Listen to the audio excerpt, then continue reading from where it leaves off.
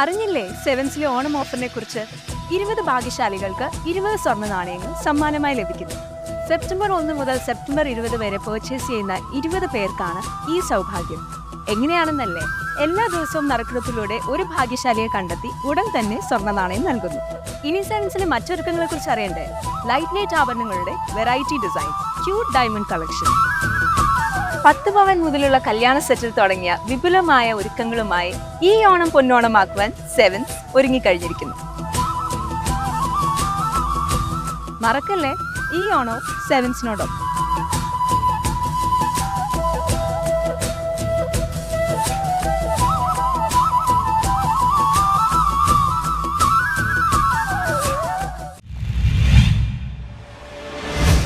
Paravur west cooperative bank ഓണാഘോഷ വായ്പ വിതരണം ചെയ്തു. Paravur west cooperative bank limited number R130 നേതൃത്വത്തിൽ ഓണാഘോഷത്തോടനുബന്ധിച്ച് അംഗങ്ങൾക്ക് 7% പലിശ നിരക്കിൽ നൽകുന്ന 20,000 രൂപ ഉത്സവ വായ്പയുടെ വിതരണോദ്ഘാടനം നടന്നു. ബാങ്ക് പ്രസിഡന്റ് ജോസ് മാളിയേക്കലിന്റെ അധ്യക്ഷതയിൽ കൂടിയ യോഗത്തിൽ നഗരസഭാ ചെയർപേഴ്സൺ ബീന ശശിധരൻ വായ്പ വിതരണം ഉദ്ഘാടനം ചെയ്തു. ആദ്യത്തെ ഓണാഘോഷമാണ് ഇവിടുത്തെ അംഗങ്ങൾക്ക് വേണ്ടി ഒരു കൈ സഹായമായിക്കൊണ്ട് ഇന്നിവിടെ ലോൺ മേളയായിട്ട് സംഘടിപ്പിച്ച അതിൻ്റെ ഉദ്ഘാടന കർമ്മമാണ് നിർവഹിക്കുന്നത്.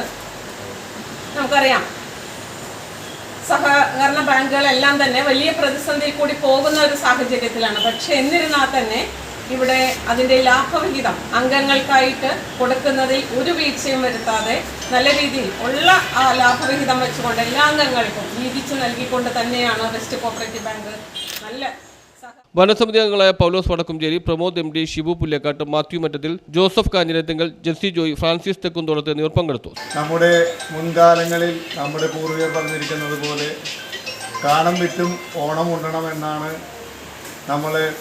പൂർവികർ നമ്മളെ പഠിപ്പിച്ചിട്ടുള്ളത്. കാരണം എല്ലാവരും, അതായത് നമ്മുടെ സമ്പന്നരായാലും ദരിദ്രരായാലും എല്ലാവരും ഒരുപോലെ ഉള്ള ഒരു ഓണമായിരിക്കണം ആഘോഷിക്കേണ്ടത്.